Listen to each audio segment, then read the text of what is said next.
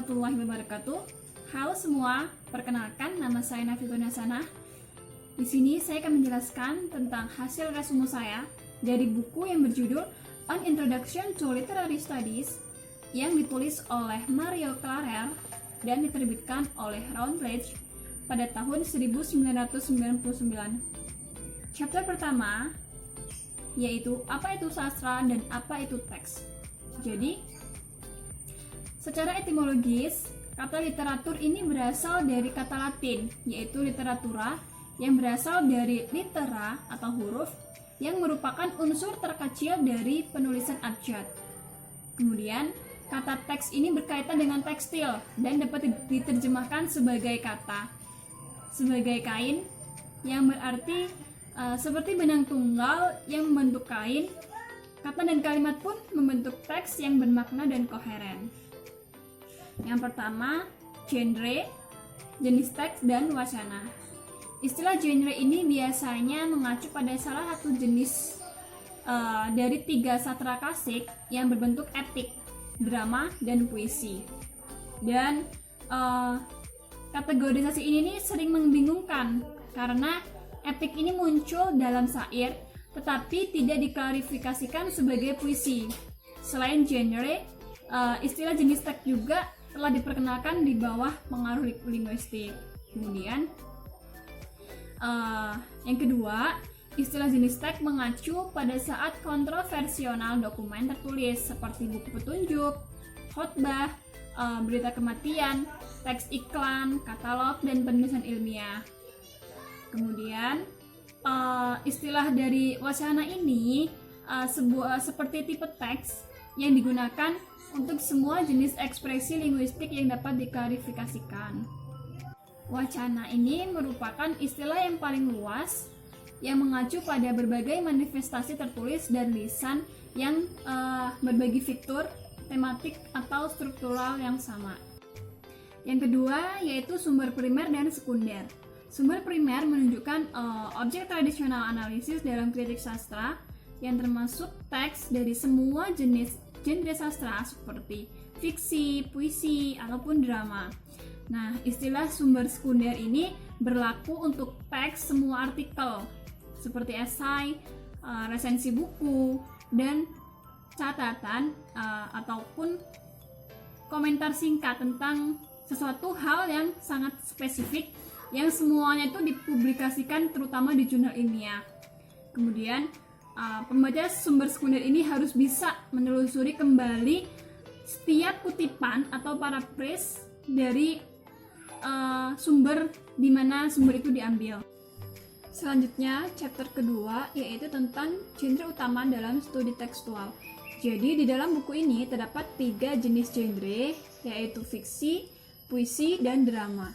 Di dalam fiksi terdapat beberapa elemen-elemen penting, yaitu plot yang merupakan alur cerita atau interaksi logis dari berbagai elemen dalam teks. Kemudian karakter, yaitu sebagai tipe atau sebagai individu dalam sebuah cerita. Kemudian sudut pandang atau perspektif naratif yang menceritakan bagaimana cara teks itu atau cara si penulis untuk menampilkan orang, peristiwa, ataupun latar dalam sebuah cerita. Kemudian setting atau pengaturan, yaitu seperti latar, lokasi, periode, ataupun suasana dalam cerita itu bagaimana. Kemudian genre kedua yaitu puisi. Puisi ini merupakan salah satu genre tertua dalam sejarah sastra. Nah, puisi ini berasal dari Yunani yang diturunkan dari alat musik yang disebut lira atau harpa dan merujuk ke asal dalam bidang musik. Kemudian, di dalam puisi ini terdapat beberapa dimensi. Yang pertama yaitu dimensi leksikal tematik, yang kedua dimensi visual, dan yang ketiga itu dimensi ritmis dan akuistik. Dimensi yang pertama yaitu dimensi leksikal tematik. Nah, karena puisi ini sering dianggap sebagai media ekspresi subjektif, maka asumsi peristiwa pribadi ini tidak selalu sesuai dengan fakta masalah pembicara itu yang biasa dijadikan sebagai pusat puisi dianalisis. Yang kedua yaitu dimensi visual. Nah, pada dimensi visual ini, penciptaan dalam puisi tradisional berkisar pada transformasi objek menjadi bahasa. Kemudian puisi konkret membutuhkan langkah yang lebih jauh menuju seni visual yang berkonsentrasi pada bentuk puisi atau penampilan visual. Dimensi yang ketiga yaitu dimensi ritmik dan akuistik. Untuk mencapai kualitas konkret bahasa puisi, suara dan nada itu digunakan sebagai elemen penting dengan tingkatannya sendiri.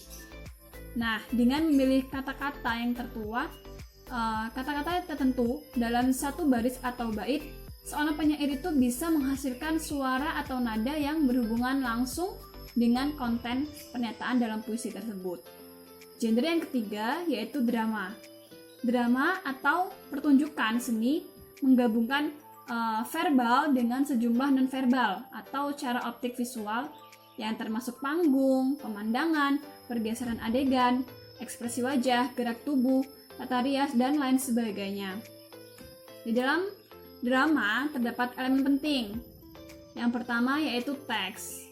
Nah, dalam drama, kata yang diucapkan ini berfungsi sebagai dasar untuk berdialog atau berkomunikasi verbal antara dua atau lebih karakter. Kemudian yang kedua yaitu transformasi. Transformasi ini mengacu pada fase penghubung antara teks dan kinerja. Yang ketiga yaitu performa atau penampilan. Nah, dalam drama ini fase terakhir yaitu pertunjukan yang berpusat di sekitar aktor, seorang yang menyampaikan maksud gabungan dari penulis dan sutradara. Yang keempat yaitu film. Film sebelumnya ditentukan oleh teknik sastra, tetapi sebaliknya praktik sastra ini berkembang dengan fitur tertentu di bawah pengaruh film. Di dalam film ada beberapa dimensi. Yang pertama yaitu dimensi spasial. Pemilihan stok film yang disengaja termasuk hitam dan putih ataupun berwarna, kontras tinggi ataupun rendah, sensitif atau kurang sensitif material, itu bisa menghasilkan efek yang secara langsung mempengaruhi isi dari film. Dimensi yang kedua yaitu dimensi temporal. Film ini sama halnya seperti sastra yang dapat menggunakan dimensi waktu dalam berbagai variasi cara. Contohnya seperti aspek plot yang telah disebutkan seperti sebagai bayangan ke depan dan kilas balik, atau tingkat tindakan yang terjalin dan waktu bisa diterjemahkan ke dalam film. Contohnya seperti gerak cepat dan gerak lambat yang membuat tindakan itu seperti tidak biasa. Dimensi yang ketiga yaitu dimensi akuistik. Pada tahun 1920-an, aspek akuistik ini baru ditambahkan di dalam film yang membawa perubahan media yang radikal. Jadi di dalam film itu tidak lagi hanya disampaikan melalui efek visual seperti ekspresi wajah, gerak tubuh ataupun teks film, tetapi juga bisa melalui bahasa, dialog ataupun monolog, musik dan efek suara. Chapter ketiga yaitu periode sastra Inggris. Periode sastra Inggris dibagi menjadi dua periode, yaitu periode sastra Inggris dan periode sastra Amerika. Periode sastra Inggris dibagi menjadi beberapa periode. Yang pertama yaitu periode Inggris kuno pada abad ke-5 sampai abad ke-11. Yang kedua periode Inggris pertengahan pada abad ke-12 sampai abad ke-15. Yang ketiga periode Renaissance pada abad ke-16 sampai 17. Yang selanjutnya yaitu periode umur Agustusan pada abad ke-18. Selanjutnya yaitu periode romantis pada paruh abad ke-19. Yang selanjutnya yaitu era Victoria pada paruh kedua abad ke-19. Kemudian periode modernisme pada Perang Dunia Pertama hingga Perang Dunia Kedua. Yang terakhir yaitu postmodernisme pada abad 1960-an dan 1970-an. Kemudian yang kedua yaitu periode sastra Amerika dibagi menjadi beberapa periode. Yang pertama, zaman kolonial atau Puritan pada abad 17 sampai 18. Yang kedua, periode sastra Amerika romantis pada periode pertama abad ke-19. Yang ketiga, realisme dan naturalisme pada paruh kedua abad ke-19. Yang ketiga, modernisme perang dunia pertama hingga kedua. Yang terakhir yaitu postmodernisme pada tahun 1960-an dan 1970-an. Chapter keempat yaitu pendekatan teoritis terhadap sastra. Pendekatan teoritis terhadap sastra dibagi menjadi beberapa pendekatan. Yang pertama yaitu pendekatan berorientasi teks. Di dalam pendekatan berorientasi teks ada beberapa elemen penting. Yang pertama yaitu filologi. Dalam sastra, istilah filologi ini umumnya berarti pendekatan yang berpusat di sekitar masalah editorial dan rekonstruksi teks. Yang kedua yaitu retorika dan gaya. Selain masalah editorial tradisional, ada juga fokus utama pada aspek bentuk yang meliputi tekstual, naratif structure, sudut pandang, plot, dan gaya yang biasa disebut sebagai fitur teoritis, pemilihan kata atau diksi. Nah, itu bisa disebut sebagai fokus utama dalam aspek retorika dan gaya ini. Elemen ketiga yaitu formalisme dan strukturalisme. Formalisme dan strukturalisme ini istilah yang tujuan utamanya terletak pada penjabaran pola formal dan struktural teks sastra. Yang selanjutnya yaitu kritik baru. Kritik baru ini menolak kritik evaluatif, studi sumber, investigasi latar belakang, sosiohistoris, dan sejarah motif. Yang selanjutnya yaitu semiotika dan dekonstruksi. Semiotika dan dekonstruksi adalah tren terbaru dalam teks teori sastra yang berorientasi pada tahun 1970-an dan 1980-an yang memandang bahwa teks itu sebagai sistem tanda. Nah, dasar teori ini adalah model linguistik Ferdinand de Saussure.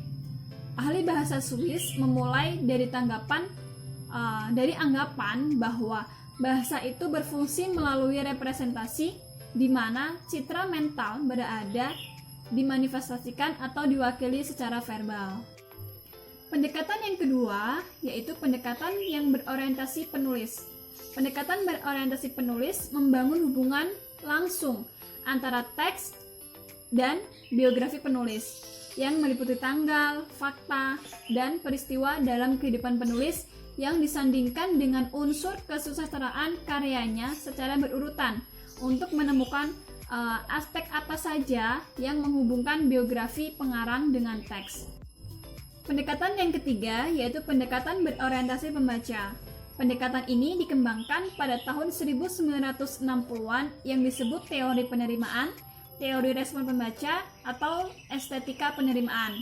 Nah, ketiga istilah tersebut digunakan secara sinonim dengan meringkas pendekatan yang berfokus pada poin pembaca. Kemudian pendekatan yang keempat yaitu pendekatan berorientasi konteks. Nah, pendekatan ini mengacu pada heterogeneous kelompok sekolah dan metodologi yang tidak memperhatikan teks sastra sebagai karya seni yang mandiri, tetapi mencoba untuk menempatkan mereka dalam konteks yang lebih luas. Konteks ini bisa berupa sejarah, latar belakang, sosial politik, gaya sastra, ataupun kebangsaan dan gender. Di dalam pendekatan berorientasi konteks, ada dua hal yang penting di dalamnya. Yang pertama yaitu historisme baru yang muncul di Amerika Serikat pada tahun 1980-an. Yang kedua yaitu teori sastra feminis dan teori gender. Teori ini dimulai dengan asumsi bahwa pendekatan gender adalah aspek yang telah diabaikan dalam tradisi tradisional kritik sastra. Oleh karena itu, kritik sastra harus dikaji ulang dari sesuatu yang berorientasi pada perspektif gender. Kemudian, pendekatan yang terakhir yaitu kritik atau evaluasi sastra. Istilah kritik sastra ini merujuk untuk interpretasi sastra teks atau evaluasi sastra mereka. Oleh karena itu, kritik sastra ini terkadang digunakan untuk membedakan antara interpretasi teks dan kritik evaluatif yang sering terjadi dalam kaitannya dengan penghargaan sastra dan buku ulasan. Chapter 5 yaitu di mana dan bagaimana menemukan literatur sekunder. Jadi, untuk menemukan literatur sekunder yang digunakan dalam penelitian untuk tingkat paling bawah, biasanya cukup dengan berkonsultasi dengan Indeks Subjek Katalog Perpustakaan atau universitas untuk sastra sekunder monografi, yaitu seperti panjang buku ataupun tentang suatu hal tema. Tetapi, untuk proyek yang lebih rumit seperti tesis, disertasi, ataupun esai yang akan diterbitkan dalam jurnal ilmiah, itu perlu menyusun daftar literatur sekunder selengkap mungkin. Jadi, dalam penelitian lanjutan ini, hal itu penting untuk menggabungkan hasil-hasil penelitian yang lain untuk memastikan bahwa penemuan itu asli. Selanjutnya, chapter ke-6 yaitu bagaimana menulis makalah ilmiah. Untuk menulis makalah ilmiah, kita harus memperhatikan beberapa hal penting, yaitu yang pertama, paragraf pengantar harus memberikan peta atau pratinjau struktur dan isi makalahnya. Salah satu bagian dari paragraf pengantar yaitu file pernyataan topik yang menginformasikan pembaca tentang pokok pembahasannya. Kemudian, bagian tambahan dari paragraf pengantar adalah tesis pernyataan di mana kita menjelaskan bagaimana topiknya. Kemudian, setiap paragraf atau bagian berikutnya harus menjadi argumen yang mengembangkan satu aspek tertentu dari keseluruhan topik. Kemudian, saat membuat paragraf, kita harus memeriksa apakah relevan dengan topiknya atau tidak. Kemudian, di akhir paragraf atau esai, harus diberi penutup atau summarize atau ringkasan dari hasil terpenting dari topik yang kita bahas. Baik, saya cukupkan presentasi dari saya. Saya akhiri. Wassalamualaikum warahmatullahi wabarakatuh.